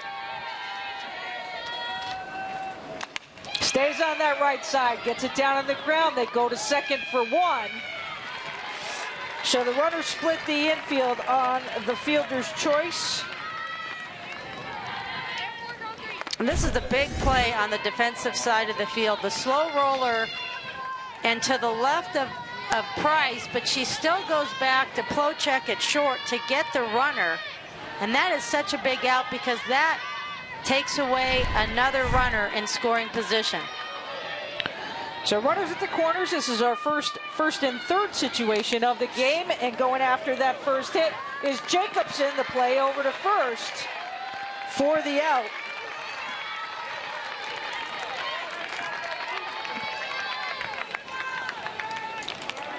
Jacobson with the ball hit to Arias. Arias checks the runner, fires it across. Andrew Jeski moves up 60 feet. 2 down now.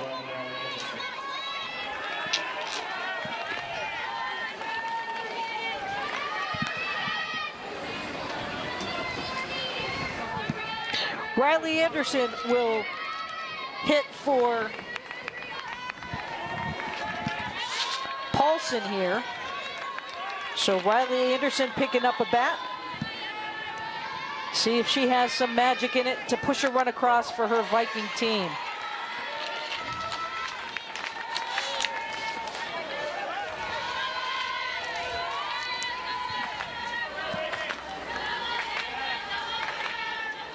Two out, 2 on.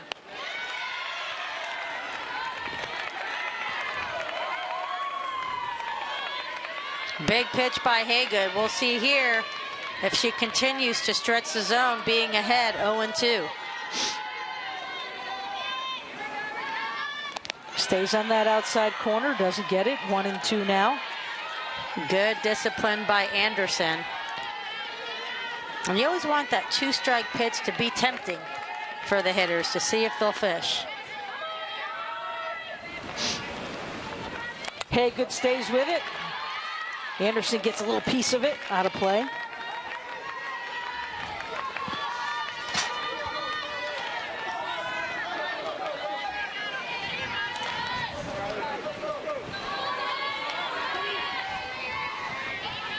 One and two. You see Patoy down at third. Slapped second base side. Charging his Price over to first for the out. And that will end the inning and the threat. Vikings come close, but UT Tyler's defense at Haygood sticks on, and we head to the bottom of the 6th, leading 3-0.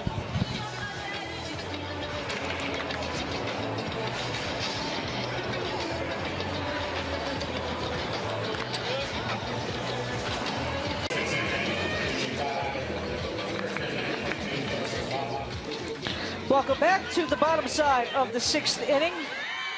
And the Patriots of UT Tyler with some stellar defense thus far and keeping the Viking bats quiet here, 3-0.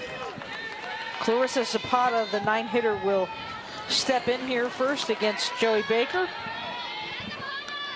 Zapata has walked twice today.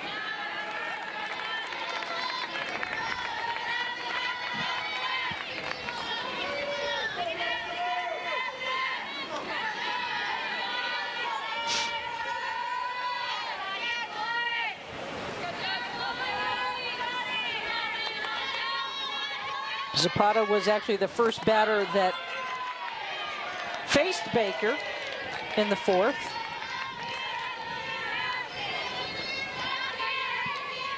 And up in the count 2-0.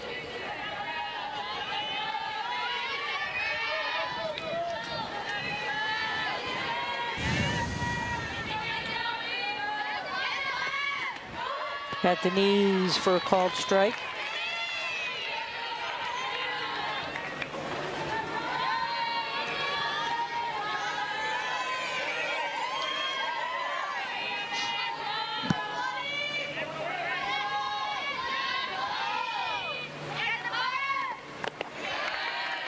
Three and one now.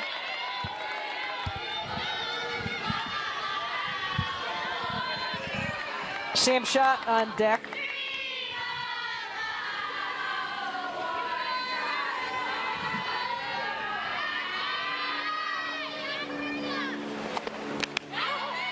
Brings it back for full.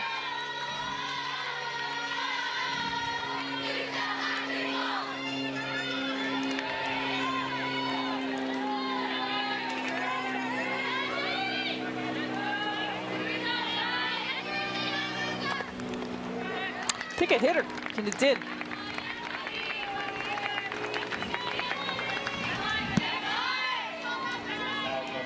So Zapata hit by the pitch. She'll take first base. Full count pitch. You see her get hit right in the thighs.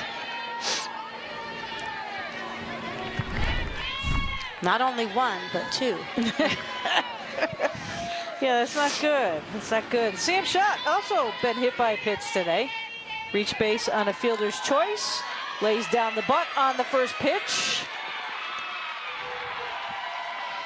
And there you see just a little breakdown on defense with communication. Schott lays down a real good bunt, a real good sacrifice bunt. Andrews comes in. And you just see the communication right there between Andrzejewski and Andrews. Either way, I think that she would have beat it out. I think Schott had the wheels to beat that out. Well, the official scorer felt so too, Barb. They've given her a hit. Another bunt again. Off balance throw. Nicely done to get the out at first base. So Price is set down as she sacrifices her teammates along. Shot down at third. Zapata moves to second. Nice job by Andrews, making sure she comes away with an out right there. So one down now. Runners at second and third. Plocek in the box. That big leg kick.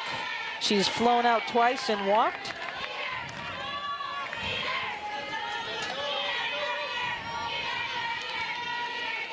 Both teams 0 for 5 today with runners in scoring position.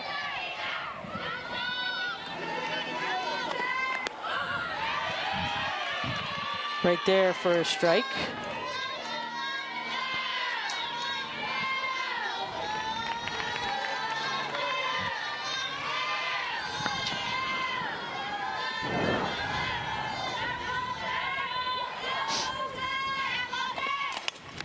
Back to the box. Baker with the play to first base. This ball was hit well. And even though it took a bounce, it was a laser shot. Great defensive glove by Baker. Great react, and she just tosses it over, makes it look routine. So the number 4 batter, JT Smith, steps in. She actually singled last time up against Joey Baker. 1 for 2 on the game. Flew out back in the third inning.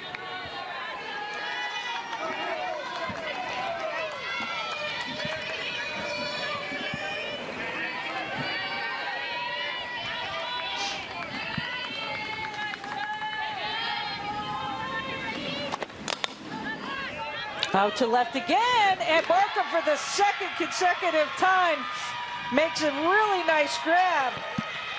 Both of those trips were on balls hit by JT Smith. And that ends the threat here in the 6th. We're headed to the 7th. UT Tyler up 3-0.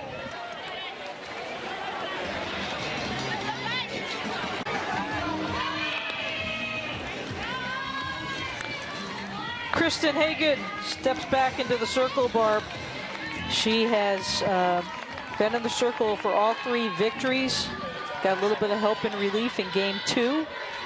But cruising along here, and if I'm the Viking batters, led by Barkham, who just made that nice catch to lead it off, what am I thinking is I'm trying to step in the box here and manufacture something. I want to swing early in the count. She's always right around the strike zone. We've seen the last 3 leadoff hitters, 3 innings in a row, hit the ball sharply. But she's had great defense behind her. JT Smith with a diving catch in center field in the 3rd, and then Mullen in the 4th. Right at the knees for the strike. Lexi with a solid shot to center last time up. Also bounce back to Haygood.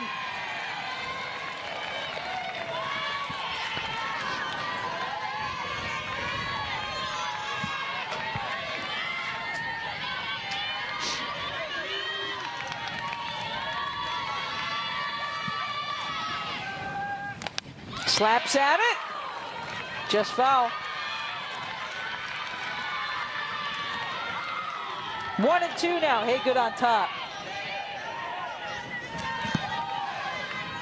The pitching staff for the Patriots, they've had a lot of reps all year long. They really have used a variety of pitchers, but it has just been recent where they have gone to Haygood more often for the starts.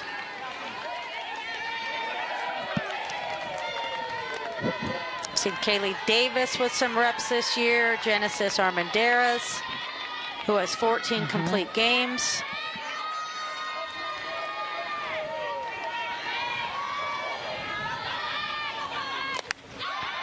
Fisticuffed.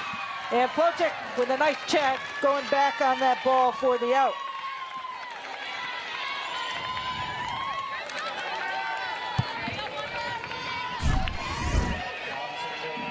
Good footwork by Plotek, great drop step. Fundamentally a nice reach to secure the out. Kayla Karami looking for her first hit. Struck out looking last time. Also popped up to Arias at third.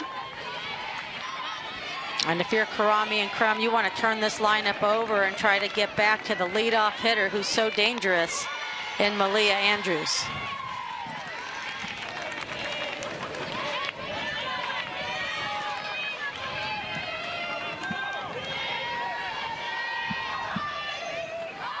Shows bunt. 2-0.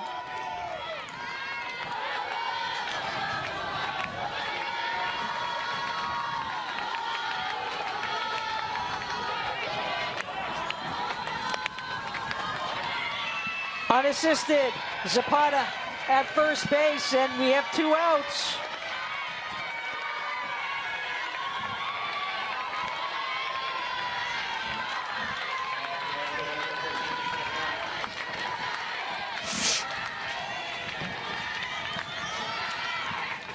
McKenna Crum steps in. She has flown out sharply to right, also bounced back to Haygood. Takes a ball.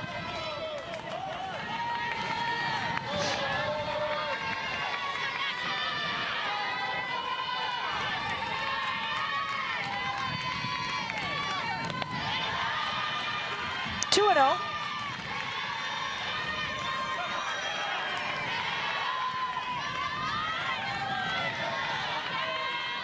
Mike Reed coming down to settle his pitcher.